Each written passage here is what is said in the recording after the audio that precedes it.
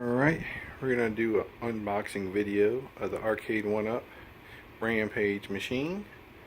So I will pause the video in between all the steps so we can figure out how to put this thing together. Alright, once you open up the big box, you have 3 or so little boxes and then the side panels and back. Alright, I guess the next step is to follow these instructions and try to put this thing together. Alright, got everything unboxed. The first step is to put those little dowel rods into G over there, so let's do that. Alrighty, now we put, I think, G, the brown one, into D. Alright, looks like we go crazy here, and we 12 of the little dowel rods and these little pieces here, these K, K, and L. Put all those together. So let's do that real quick. Alright, now we'll take those pegs and put them in the side of here. So let's just do that real quick. Looks like it's just 3 little screws. Put the pegs in, 1 screw holds it in there on each board. Alright, hopefully we're doing this right. The L piece up there, I'm not exactly sure if that's right. The picture is hard to tell by, but it says make sure you can see the 2 screw holes. So I'm assuming they're talking about the silver screw holes there, because those holes there go all the way through. So either way you flip it, you're going to see those. So I'm assuming they want you to see the 2 little nuts to hold the screw in. Alright, now we're going to put these little L-shaped brackets on the back of the display. Alright, so it looks like we have to turn that on the side and slide that monitor down in the groove there. So let's try to do that without breaking anything.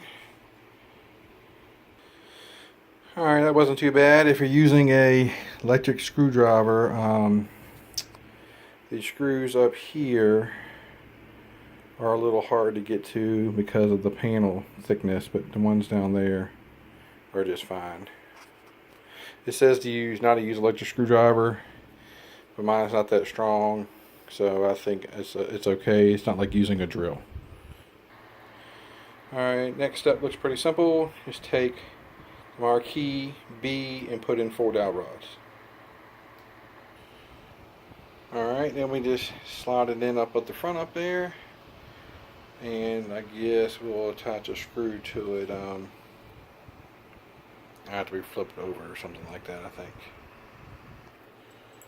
Alright, looks like you take these 2 little screws here, these 2 little D screws, and you screw them right into the back through the LCD panel into the back of the marquee. So that'll hold it still until you get the screws in on the side. That was relatively simple. It's just these 2 little screws here, and there's one down there also. You screw into the back, right into the bottom of the marquee. Alright, looks like the next step is just finding H and just sliding it in. So that should be pretty simple. And the next one is putting the other side on and putting in 6 more screws. So once we do that, I guess we're getting to the final stretches. Alright, that step was a little tricky because you have to line up all the pegs from each section. So I started at the bottom and got those lined up, and just worked my way to the top and had to kind of push back on the LCD to get it to line up. Then I got that front corner to the pegs to finally line up there. Alright, so now we finally lift it up and then put the other screws on the other side of the L brackets to support the other side of the LCD. Alright, now you just put the final screw up at the top on the other side. Wasn't thinking and thought I had just missed that screw earlier, but it was upside down, which I guess when I was putting it together, so that makes sense. So I just did that step before I did finish doing the LCD.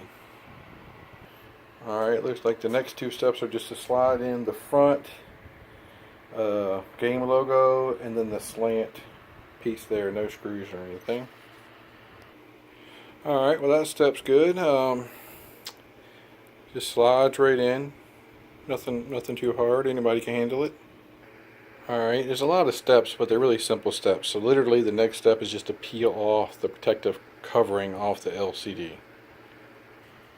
Alright, next step we're going to put the control panel in and just connect the little IDE cable to the back of it. And then screw on the joystick and the little washers. Alright, that step's done. You have to hold the shaft of the joystick when you're screwing on the balls, because if you don't, the whole thing will just spin. So just kind of grab it with your other hand and keep it from spinning. The next step is just to use 4 screws to screw the panel down. Alright, that's all screwed down. I've seen some stuff on YouTube about how they're supposed to include a protective piece of plexiglass for this. I don't know. I'll go to the website later. Maybe you're supposed to register and they'll send you one for free. Maybe it's only for certain machines like Street Fighter or something, but I had heard that they make a plexiglass to protect the graphics, so maybe I'm supposed to get one of those also.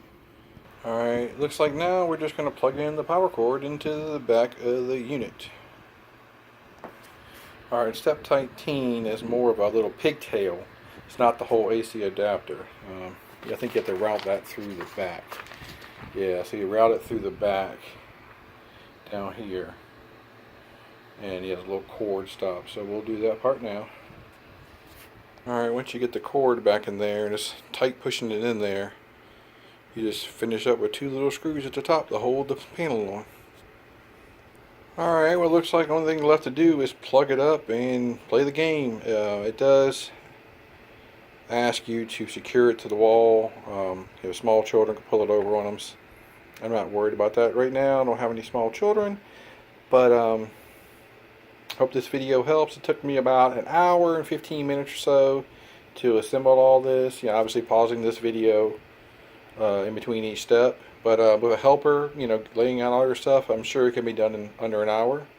So hope you enjoy this video and hope it helps you build your Arcade1Up a little bit faster and with less stress.